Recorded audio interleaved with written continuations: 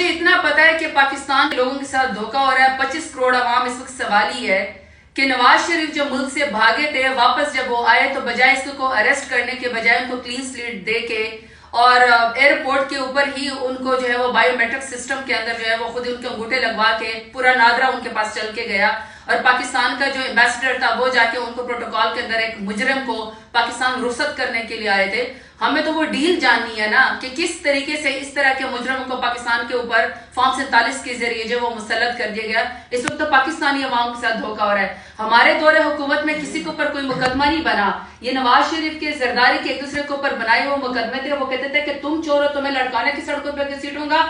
जरदारी कहता था कि नवाज शरीफ मौलवी के साथ बैठना जो है वो गुनाह है।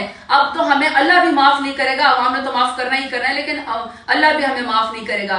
जब ये लोग कुर्सी की बंदर बांट के लिए इकट्ठे हो जाते हैं और पाकिस्तान का सिस्टम उनको सलूट करना शुरू कर देता है, उनसे जो है वो अरबों के जो फ्लैट है उनका सवाल करने के बजाय उनको अभी मुझे ये बता देना कि वो जो 4 फ्लैट थे जिसके मेफेयर के फ्लैट थे, ये जितने फ्लैट्स के अंदर वो अरबों खरबों के जो उनके पैसे जो उनसे एसेट बियॉन्ड कि ये पैसे आपके पास, ये फ्लैट पैसे खरीदने के आपके पास पैसे कहां से आए हैं? तो इस वक्त मैं तो नहीं रह रही हूँ ना उसके अंदर, आप तो नहीं रह रहे ना, पाकिस्तान के अवाम तो नहीं रहे।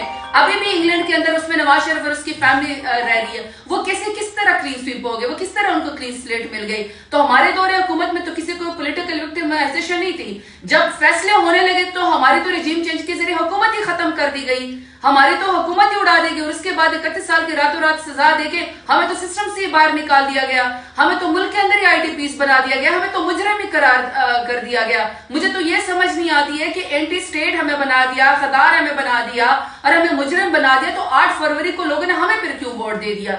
इसका मतलब है कि अवाम को पता है कि पाकिस्तान तहरीक इंसाफ और इमरान खान ही वो वाहिद लीडर है जो इस मुल्क को आगे लेकर जा सकते हैं। अभी भी हमारे रिजल्ट को चेंज करने की कोशिश की जा रही है। तो मेरा तो सवाल खुद ये है कि 2 कानून इस मुल्क में क्यों हैं कि नवाज शरीफ, शहबाज शरीफ और इनके फैमिली के लिए और कानून है और हम जैसे के लिए और कानून है। कल गुजरावाला के अंदर ही हमारे 51 जो है वो यंगस्टर्स को सजा दे दी गई 9 मई के फ्रिवलेस केसेस के अंदर। उन्होंने क्या किया है?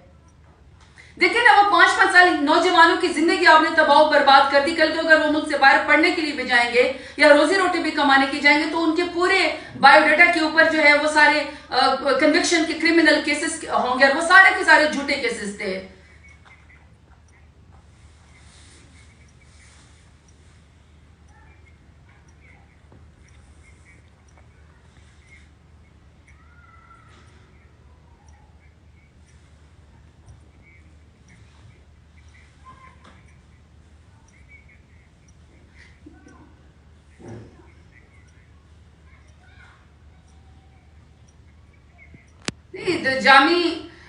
देखिए जामी 9 फरवरी केक फैब्रिकेशन करके हमारी पार्टी को फ्रेम करके हमारे लीडर को सजा दी गई, उनकी बेगम साहिबा को सजा दी गई। अभी तक हमारे सेनेटर और हमारी खवातीन इस वक्त जेलों के अंदर हैं।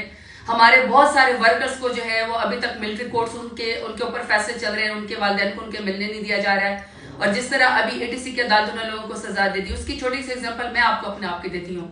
मैं 9 मई को डेरा गाजी खान के अंदर मौजूद थी। कल मैंने पिंडी की कोर्ट के अंदर जाना है और मैं समझी मेरे ऊपर एक FIR है। वो पता चला कि मेरे ऊपर 7 से ज्यादा FIR जो है वो इन्होंने दी हुई है। मैं उसकी जमानत करने के लिए कर जा रही हूँ। जब मैं डेरा गाजी खान में मौजूद थी तो मैं पिंडी में फिर कैसे 9 मई को मौजूद थी? मैं लाहौर के अंदर नहीं जी, ये पिंडी की है कि मैं साइमल्टेनियसली डेरा गाजी खान में भी थी, मैं सरगोदा में भी थी, मैं गुजरावाला के अंदर में मौजूद थी, मैं पिंडी के अंदर मौजूद थी। तो ऐसे बहुत सारे लोगों को गलत सजाएं दी गई हैं।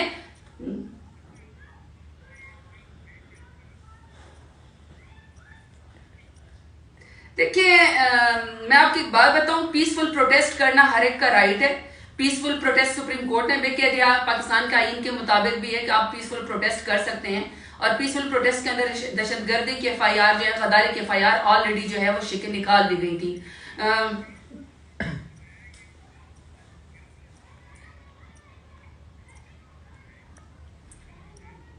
तो उसी की तो इंक्वायरी होनी चाहिए ना, उसी की इंक्वायरी होनी चाहिए कि सबसे ज्यादा मुहिब वतन पाकिस्तान की पार्टी, पाकिस्तान की सबसे बड़ी लार्जर पार्टी जो पाकिस्तान का इलेक्शन जीतने वाली थी 2024 का पॉपुलैरिटी के मुताबिक, जिसने आज तक 27 सालों में गमला नहीं तोड़ा, सबसे ज्यादा हमारा लीडर जो है वो पाकिस्तान का मुकदमा लड़ता है, उम्मत मुस्लिम का मुकदमा लड़ता है।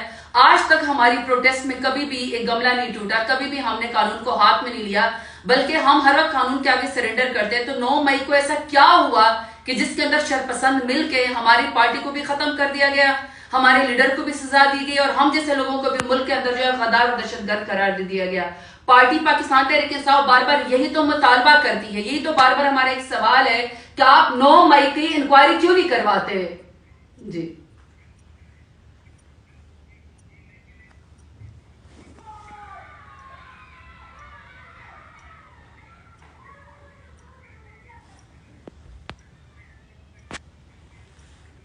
देखिए, उसके ऊपर तो बैरिस्टर हसान के ऊपर बेचारे को नहीं, तो देखिए मेरी बात सुने, मैं बार बार जामी एक ही बात कर रही हूँ कि 9 मई का प्रॉपर एक इंक्वायरी होनी चाहिए, प्रॉपर एक स्ट्रॉन्ग कमीशन बनना चाहिए जिसकी इंक्वायरी हो, जिसमें पता चले कि पीटीआई को फ्रेम करके शरपसंदों को उसके अंदर डाल के उसका फायदा क्यों पीएमएलएन को पहुंचा गया है, उसका फायदा क्यों हमारी पार्टी के खिलाफ करके हमारी पार्टी को खत्म किया गया।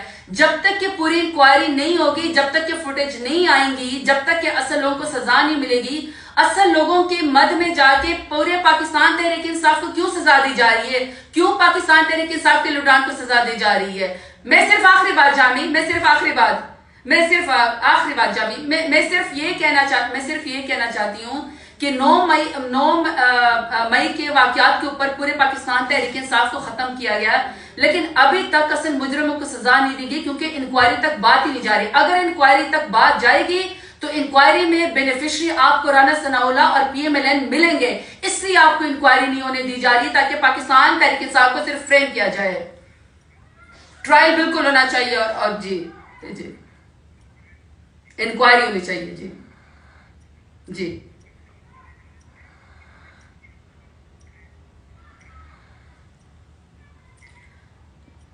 देखिए, 8 फरवरी को ये जो अभी मैंने और आपने पिछले डिस्कशन की है ना कि हमें 9 मई में फ्रेम करके हमारी पार्टी को खत्म किया गया, हमारे लीडर इमरान खान को सजा दी गई, नाहक 31 साल की उसको सजा दी गई, जेल के अंदर वो इस वक्त मौजूद है, उनकी बेगम साहिबा को भी और हमारी खवातीन अभी तक जेलों में मौजूद है, शाह महमूद साहब मौजूद है, परवेज इलाही साहब मौजूद है, उमर चीमा साहब अभी तक जेल के अंदर है, हमें मिलने भी नहीं दिया जा रहा है। नहीं, सिर्फ 6 अप्रैल को नहीं, ये तो कॉन्स्टेंटली आज बाजोड़ में जिस तरह कल कराची में, आज बाजोड़ में जिस तरह पिशावर के लोगों ने इमरान खान के लिए और तमाम उन बेगुनाह कैदियों के लिए जिनको नाहक इस वक्त कैद में, उसके लिए ये मुसलसल जद्दोजहद आवाम की इसी तरह सड़कों के ऊपर आपको पीसफुल तरीके से आपको नजर आएगी। इमरान खान के लिए और जेल के कैदियों के लिए हम आवाज उठाते रहेंगे। 6 अप्रैल को भी है लेकिन आगे भी है। जी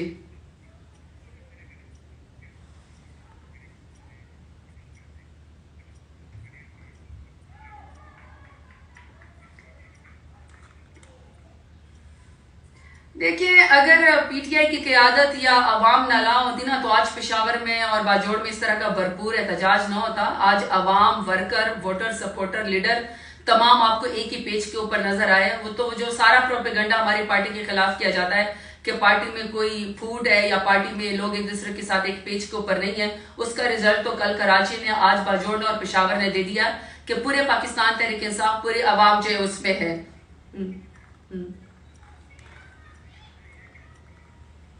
बिल्कुल।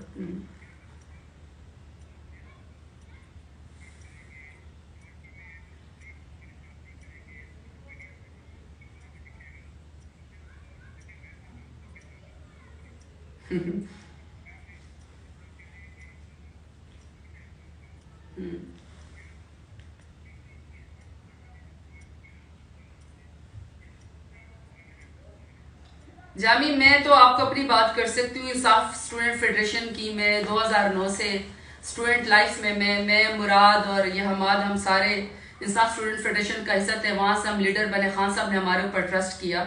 मैं ज़रताज दुल वज़ीर आपको अपना पॉइंट ऑफ व्यू दे सकती हूँ कि यकीन करें, इमरान खान के बगैर हम यतीम हैं। इसमें कोई शक नहीं है कि खान साहब को चूंकि अंदर बेगुनाह जेल के अंदर कैद किया हुआ है, मुझे मिलने नहीं दिया जा रहा है या मुझे से तमाम और लोगों को मिलने नहीं दिया जा रहा, तो वो मिसकम्युनिकेशन की वजह से या खान साहब से ना मिलने की वजह से मुझे बहुत ज्यादा गैप फील होता है। और वहां पे मुझे ये फील होता है कि अगर खान साहब हमें मौजूद हो तो जाहिर बात है इस तरह के आपको स्टेटमेंट डिफरेंट लोगों से आपको नहीं मिलेंगे। जी वो तो बहुत खुश नसीब है कि वो सारे मिल लेते हैं, अभी तक हम नहीं मिल सके। मैं समझती हूँ कि खान साहब का ही वोट है, खान साहब की पर्सनैलिटी जिसने पाकिस्तान तहरीक इंसाफ को और मुल्क और कौम को जोड़े रखा है।